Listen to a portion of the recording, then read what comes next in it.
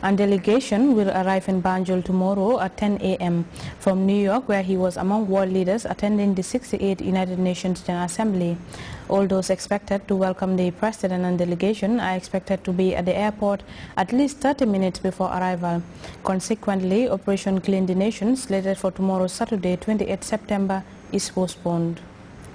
The Vice President has reiterated the need for ECOWAS member countries to nurture South-South cooperation if the region is to achieve its ICT goals. Her Excellency Ajat Dr. Esitunjai Seidi was speaking at the opening of the 12th ECOWAS Telecom ICT Ministerial Meeting in Banjul.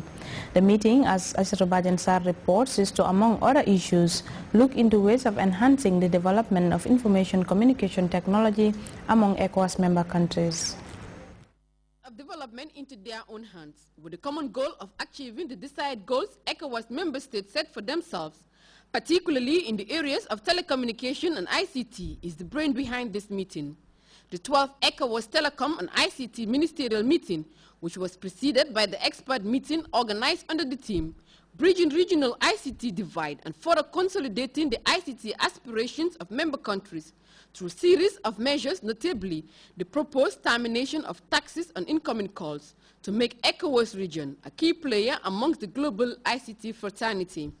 It is a thrilling agenda we have laid out for us, poised as it is to revolutionize the ICT landscape of our community in support of our aspirations to solidifying our heritage as envisaged in the .Africa project.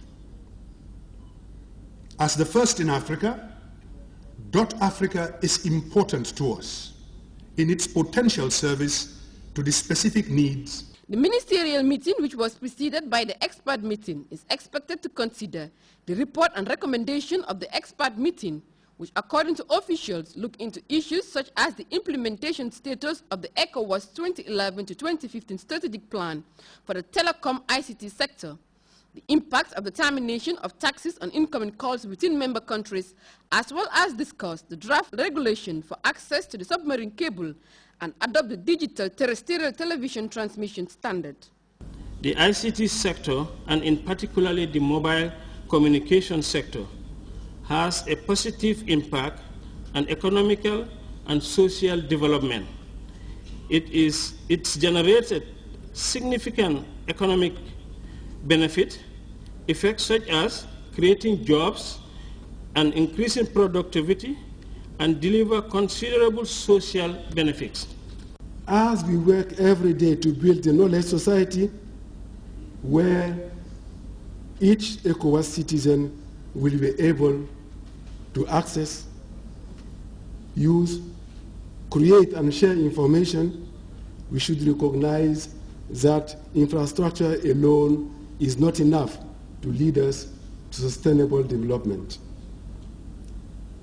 We should also recognize that the ecosystem of telecom ICT is becoming wider and wider, and its impact bigger and bigger on more diverse socio-economic sectors. The president of the ECOWAS Commission, Bruno Kone, for his part, said that the ICT sector, and in particular the mobile telecommunication sector, has a positive impact on economic and social development, saying it generates significant economic effects such as creating jobs and increasing productivity, as well as delivers considerable social benefits.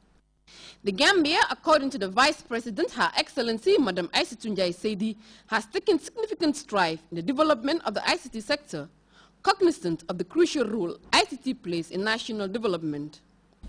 It is indeed comforting, therefore, to know that ECOWAS has realized the significance of such transformation and is putting in place the necessary measures by devising appropriate policy, legal, and regulatory frameworks for better and effective management of ICTs, as well as to facilitate, of course, its adoption in the sub-region. We in the Gambia have already, of course, incorporated, as you've already heard. That is, we've encapsulated most of the ECOWAS supplementary acts in our Information and Communication Act of 2009. Indeed, subsequent to Cabinet approval, as well, our National Assembly, and we want to thank the Honorable Speaker for that, recently ratified all existing supplementary acts relating to the telecommunication and ICT domain. Notwithstanding, however, we are still ready to consider updating the law with any other relevant emergent supplementary acts you might recommend here in this meeting. ICT continues to play a pivotal role in the acceleration of growth across all facets of society, a medium that therefore needs concerted effort to ensure that it is enhanced to not only bridge the gap amongst ECOWAS member states, but also ensure reliability and affordability of accessible service to the people. Aissatou Badiansar, Grts. The Gambia Standards Bureau, through its Food Technical Committee, Thursday summoned a stakeholders meeting to review the work conducted by the subcommittees who were tasked with setting relevant standards for adoption or development. Rohi Bite reports the move formed part of ongoing efforts to ensure the consumption of safe and quality food in the country.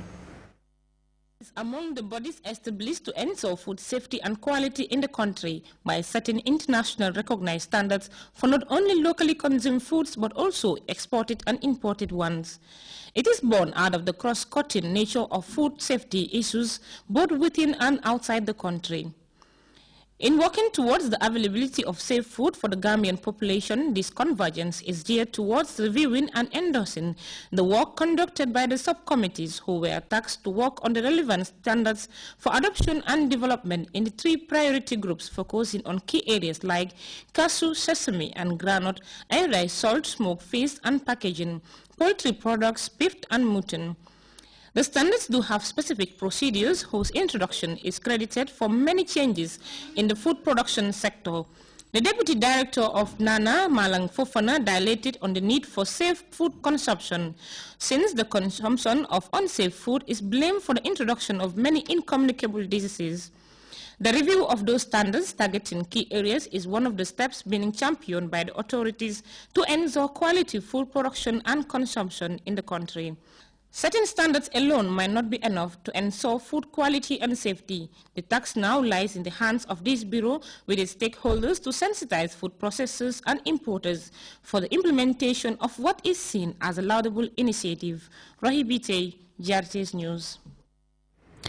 Ending violence against children and moving from rhetoric to action was the business of a symposium staged by the National Patriotic Students Association in conjunction with the National Youth and Child Advisory Board. Abdullah Baji was more on that meeting, which also attracted the attendance of basic and secondary education officials. In 2001, the National Patriotic Students Association remains a crucial partner in nation building. This latest symposium by NAPSA centers on the theme, Ending Violence Against Children and Moving from Rhetoric to Action. The forum is organized in partnership with the National Child and Youth Advisory Board, a body that is set aside to serve as an advocacy tool when it comes to issues related to violence against children.